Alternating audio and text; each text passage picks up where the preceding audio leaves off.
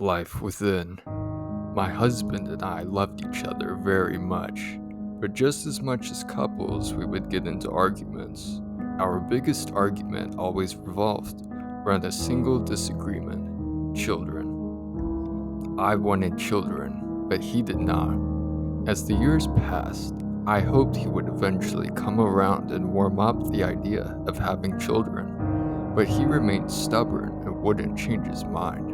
I reminded him that if we waited too much longer, we'd never be able to conceive a child of our own, but he didn't seem to care.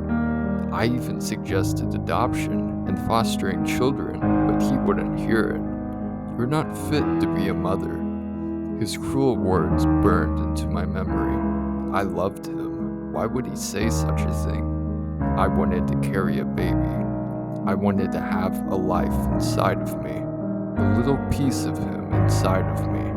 I love my husband, but he doesn't have the right to keep me from doing this. No one can stop me. I threw out my birth control pills, and I sabotaged his condoms as I prepared to seduce my husband into a frenzy in lovemaking and passion. My husband, who knew I was desperate for the chance to have a life inside of me, discovered my plan and rejected my advances. My own husband said I was crazy, that I was becoming obsessed and losing my mind. I loved him so much. How could he say such a horrid thing to me? I'm his loving wife. That night, I cried. I never cried so hard in all of my life. He didn't have the right to do this.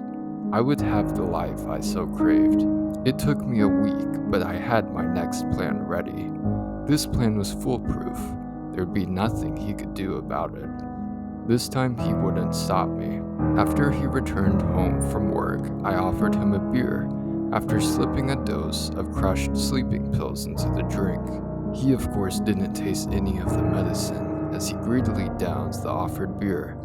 Within 20 minutes, he was in a deep sleep, practically unconscious. I dragged my husband into our bedroom and onto the bed. I stripped off his clothes and began kissing his body all over. "You can't take this from me," I whispered into his ear as he remained blissfully unaware of what was about to happen to him. Hours passed as I had my way with his body. He didn't awaken from his drug-induced slumber. Not once did he feel my warm lips pressing constantly against his cool skin, enjoying every sensation I felt as I carefully finished my task. The bed sheets were soaked from my night activity, but the fluid wasn't sweat. It was blood, my husband's blood. I sat on the floor of the bedroom, my back leaning against the foot of our family bed. I ran my hands lovingly over my tight stomach, thrilled about the life I was now carrying. I wouldn't be able to enjoy the life inside of me for the full 9 months like most women, but the few days I had with it would be the best of my life. It's no easy feat to devour an entire human being in a single night, but it was worth it. I finally have a piece of my husband inside of me.